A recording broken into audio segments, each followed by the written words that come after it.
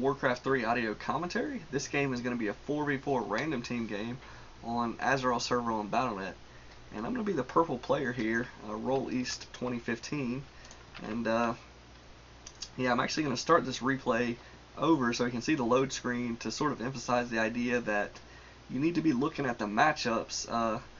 It's not a super huge point, especially in a random team format, but it can be very useful to know what your opponent's races are, just for planning perspective, sort of knowing what you're up against, because there's several trends on strategies that people use for specific races in Warcraft 3. Generally, orcs. We'll go ahead and restart it to see which races we're up against. And I'm the purple player, so we have 2 humans, 2 randoms. The opponents have 3 humans and 1 orc.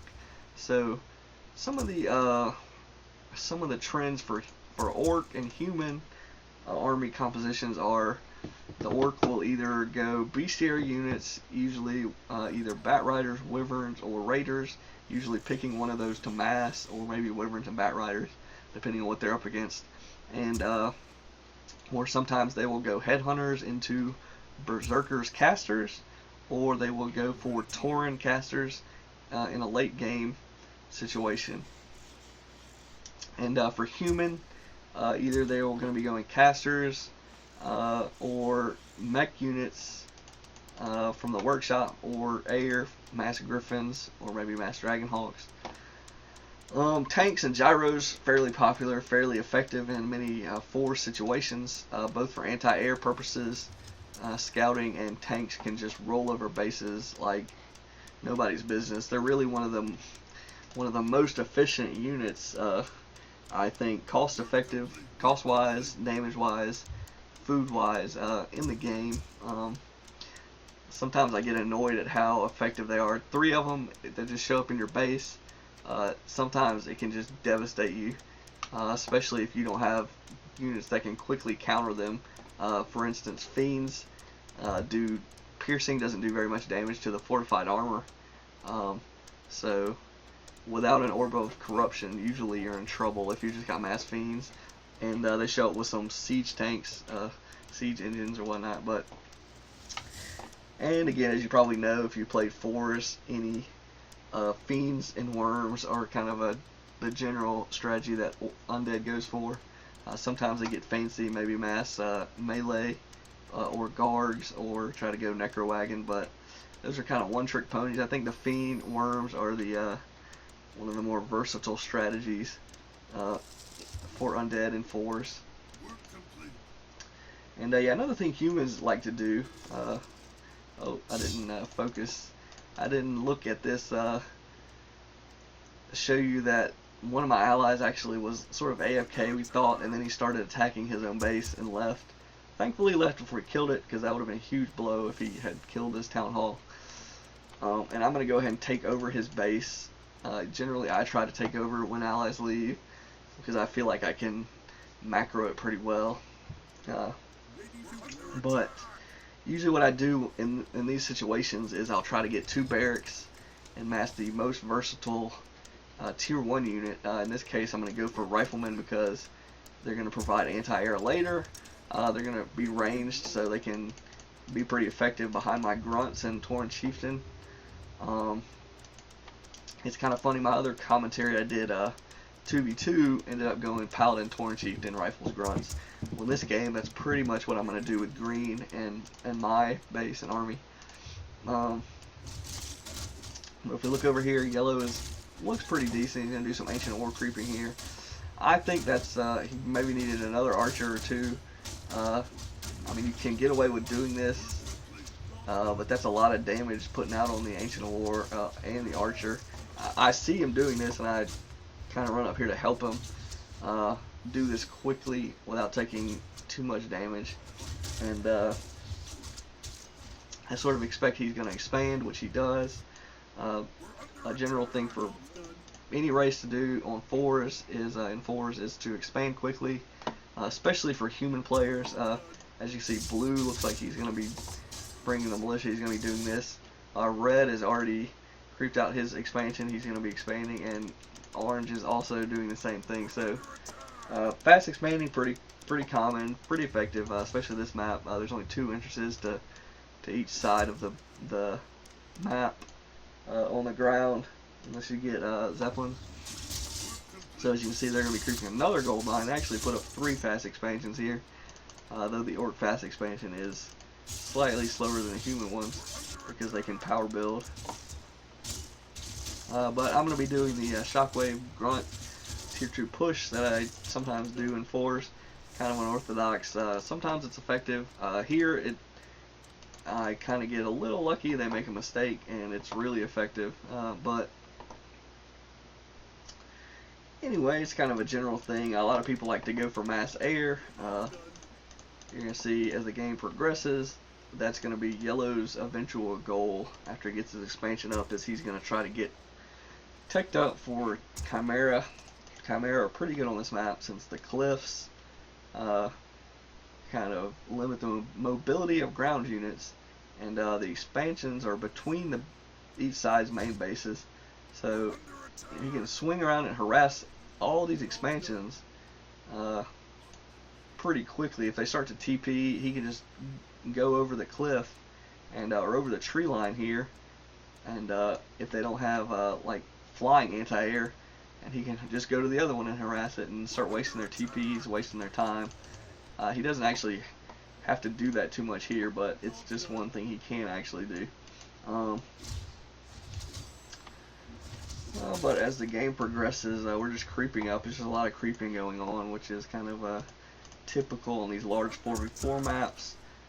People want to get leveled up. Harass is kind of ineffective on giant maps because they can just converge. If I ran a hero and just one army over here, you know, maybe I could have did some damage to these peasants. But then they're going to be able to converge on me, and they have 2 Mountain Kings, which are going to help them snag unit kills. So I wouldn't be able to run very effectively. I'd probably have to TP out or something. And this Blade Master is also pretty good at running down units and killing them. So again, usually if you're by yourself, and if you do a whole team rush, that's a different story. You can usually run over there if you're going to rush and probably catch people creeping. But this map is large, so it's sort of ineffective to try to harass like that against 4 people. If they have any kind of teamwork, it's just going to be a waste of time for you. So just more creeping. You can see pink is going Archmage Rifleman. They're getting together at the bottom here. They're level 3 Mountain Kings, level 3 Archmage, just about. Now they should probably heal up before they start venturing over towards the middle and towards our side of the map, but I think they probably get surprised here. They might have been going to creep, but they run in on me and green. Well, it's really just me controlling my army in greens, but pretty good positioning. I get off a good shockwave there. Their units are already damaged, lining up pretty well. I try to hit as many as I can, and they make a big, pink makes a big mistake throwing this lightning shield on my Torn Chieftain, which allows me to control where the damage goes and to avoid damaging my own units with it. So I pretty much run into his riflemen and just tear them apart with the 20 damage a second. It's like level 2 immolation. And then one of their allies came up, so it was 3 of them, and then one of my allies came up, so it was 3. So 3 on 3 there at the end. But that was pretty much a win for us, especially with that lightning shield. Really backfired on pink. He lost pretty much everything. They started to use TPs. Or start scouting for expansions now and doing a push. This is where we start to get an advantage here.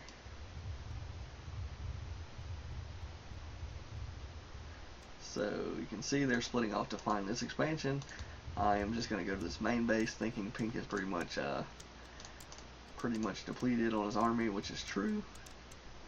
His base is not the best for defense. It's okay for riflemen, but he has no towers. Yeah, it's not really walled much. Not that it If it was, I could probably still hit stuff, but I cancel his or destroy his workshop here. It's gonna keep him stuck at tier 1 stuff for a bit, and he has lost a lot of units. Teal had to TP just to help him. I maybe could have still fought Teal, but I decided to pull back to my ally Yellow here and try to just join up and kind of provide a meat shield for him.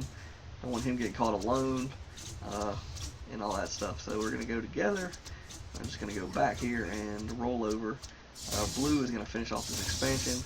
Pretty good to do that since red is teching up. He's going to have tier 3. He's already got tier 2 stuff pumping out, so he's a pretty decent player. So you want to, anytime you can get a free kill on expansion, do that. They're trying to regroup, and we're going to do what we can to Pink's main. Now I want to make a huge error. Mistake here in positioning or micro or both, and we don't really know what the other players are doing right now, but we assume at some point they're going to TP, but I don't react to the TP quick at all, and they're going to TP right on top of me. Red is going to, and they both have all their militia, which is a pretty smooth move, or half, they probably did like all their wood workers in the militia, so their army size right now is pretty substantial. These militia do a lot of damage per second. For food cost, I think they do about 10 damage a second, and they're 1 food unit, so and they probably have low attack priority, so if you're manually focusing, and they're probably going to start tearing up stuff. And they forced me to TP out immediately. I go ahead and TP green out because I don't think that's a winning fight once I TP out. So that was a big mistake. Kind of gave them some breathing room. I don't know if we could have beat all those militia, but they only last for so long. So once they were back to peasants, they weren't going to be nearly as threatening to us. But they do have a lot of units here, and Pink could have militia as well, but he didn't. So there's that. For some reason, Orange had 2 TVs. He actually militiaed everything. I guess Red did too, maybe. So yeah, that was pretty much a pretty bold move of them. It hurt their economies, but it was successful at staving us off for a bit. So, but if we take a look over here, Yellow is transitioned into Masked Chimera, which are going to be incredibly powerful considering Teal is doing the Caster Tauren strat, and even Orange, and I think Red even adds in some knights to his army.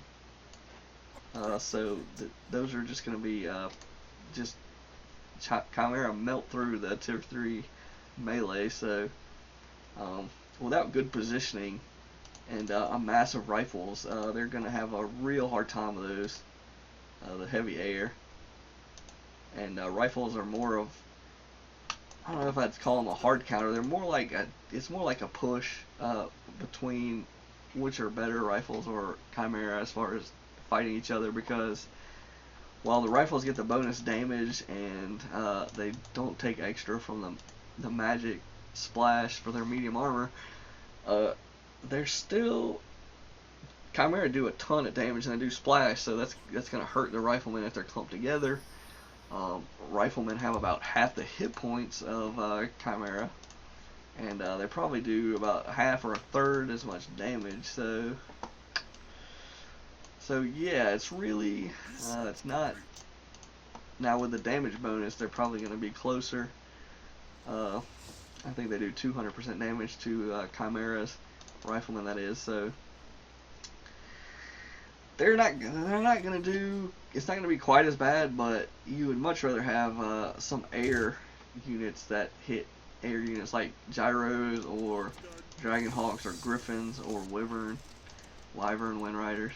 So, or gargs or hippos, but they don't have elf on that.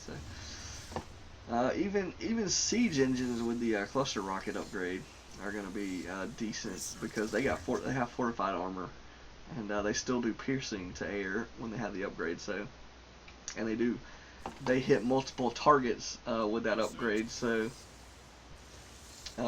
whereas the riflemen only hit the one target. So, Tanks are somewhat decent, but Gyros and Wyvern would have been, or Griffin and Dragonheart Riders would have been a better anti-air choice for them here. Because as you're going to see, they never really have enough rifles and good positioning to really ever threaten the Chimera, especially with the positioning behind all the other units. They're just going to get just demolished by these air units. So now Pink is deciding to get mortars for some reason. In a base race situation, mortars are decent, but these mortars that he's rallying are never going to, he probably shouldn't be rallying anything, because what's happening is he's just feeding us free experience and kills. But and their armies are way up here, so as you can see, they're going to swing on top. I was kind of slow to react, but they all ran into blue right here and killed a few knights and a griffin. But yeah, so one thing in fours is communication and unit choice, clearly. Here, in this situation, we have a choice between trying to defend my base, which is not even going to be a steam, is not even going to be a speed bump against his army. They're just going to roll it really fast. I don't have fortified armor, and like a noob, I don't cancel my fortress upgrade, so that's going to be a bunch of resources that I lose for no reason. So on the other side of the map, though, we are pushing bottom, and I don't have TPs on either me or Green's hero, so I tell them we're going to have to base race them, because I can't TP over there with half of our forces are going to be unable to TP in. So if they would have made a mistake there, or if we wouldn't have communicated, one or two of us might have TP'd in to a losing situation. Another bad micro mistake on my part. Kind of a good timing on theirs with the TP. They TP in and catch Green's hero trapped between two buildings and their units, and pretty much rock him down. I don't have Divine Shield. I think I went Devotion Aura, maybe, but I needed to not get stuck right there. So, but instead of the town portals, though, I spent my gold on healing scrolls and armor scrolls, which are very effective if you're fighting together, which is the case here. They didn't all TP together, and they didn't all TP at the same time, so we pretty much just one by one crushed those who TP'd in, and now they have one guy left with no siege units trying to focus down this tree. Now, Yellow had a good base build against melee. They do have two mortars over here, but his base was walled off with moonwells, so they kind of slowed them up enough to get here. He probably should have maybe uprooted, definitely should have repaired this tree, but the game's pretty much over at this point. They made some mistakes, and their armies got wiped, so while Yellow's economy is going to be taken down quite a bit, they don't really have anything left to stop us, to fight us, and they're already down 2 bases, whereas Yellow is not completely out of the game. He's still got the expansion. I guess Red still has this sort of expansion going here, but so I'd say that was a definite clear win for us. Pretty much game deciding mistakes there for them to try to fight us, not at full strength. I don't even know if they were at full strength that they could have beaten us, because they didn't have enough anti-air. Pink never really got back into the game with enough riflemen to serve as the anti-air. And yeah, so at this point it's pretty much over. Yellow got level 6 Keeper, which is amazing in 4v4. His ultimate has a short cooldown, low mana cost, even though he has, like, with a pendant and a mantle, he has like 675 mana. So he can just cast spells all day without worrying about it. And he's got all these Chimera 3-2 upgrades, and level, probably, let's look, it's level 3 True Shot, so 30% extra damage.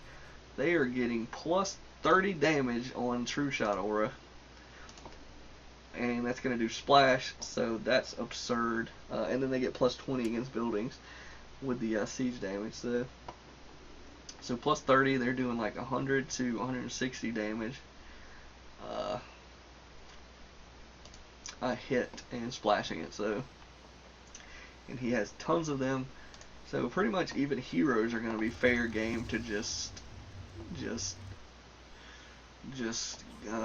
insta give. So that's always fun to run around with that kind of an army. And again, I still with green just have I'm starting to add some mortar teams in here, but I don't know if I got fragmentation shards.